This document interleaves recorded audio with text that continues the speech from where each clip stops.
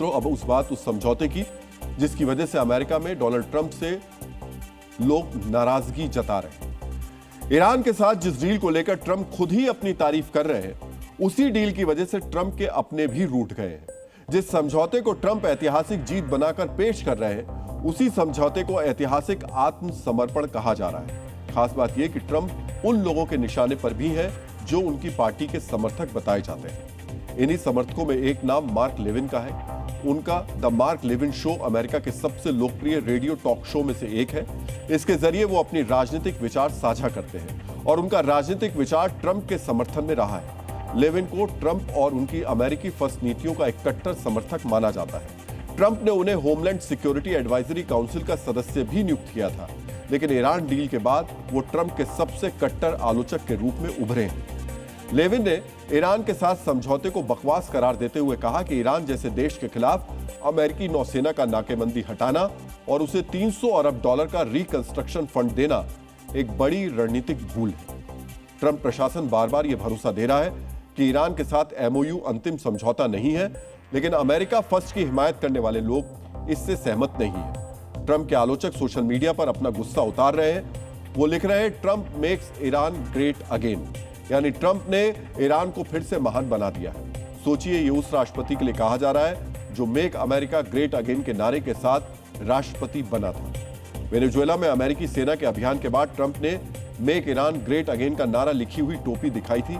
इसके जरिए वो संकेत दे रहे थे कि वेनेजुएला के बाद अब ईरान में सत्ता परिवर्तन होने वाला है।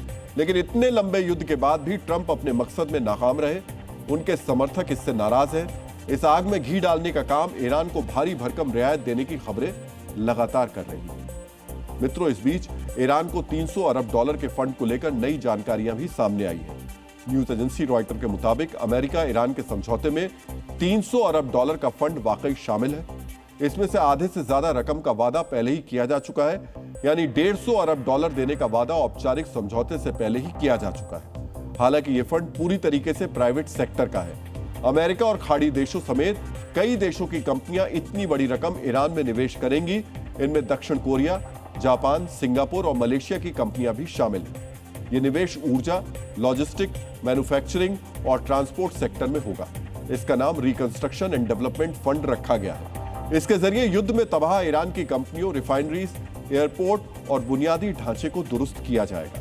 सोचिए, पिछले 4 दशक से ईरान में अमेरिका तो क्या, दूसरे देशों की कंपनियां भी पैसा नहीं लगा रही थी। इसका कारण अमेरिका की तरफ से लगाई गई पाबंदियां हैं। लेकिन अब वही अमेरिका अपने देश की कंपनियों के अलावा दूसरे देशों की कंपनियों को भी निवेश करने के लिए कह रहा है।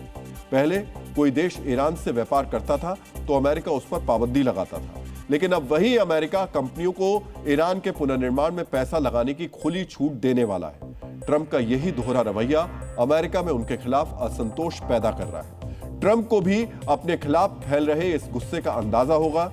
यही वजह है कि वो एक तरफ ईरान को पैसे देने से इनकार कर रहे हैं, दूसरी तरफ ईरान पर बमबारी की धमकियां भी दे रहे हैं। नहीं, हम निवेश नहीं कर रहे हैं। हम एक पैसा भी नहीं लगा रहे हैं। कोई चाहे तो लगा सकता है, लेकिन ये उस पर निर्भर है। ये एक समझौता ज्ञापन है।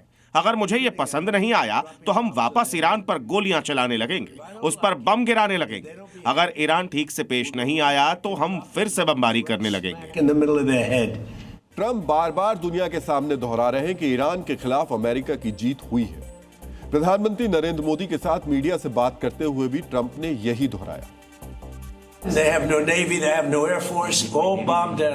ईरान के पास ना तो नौसेना है ना वायुसेना। उनके पहले स्तर के नेता मारे गए, दूसरे स्तर के नेता भी मारे गए, तीसरे स्तर के कुछ नेता भी मारे गए। ईरान हमसे समझौता करना चाहता है। हमने युद्ध के पहले हफ्ते में ही ईरान को मात दे दी थी।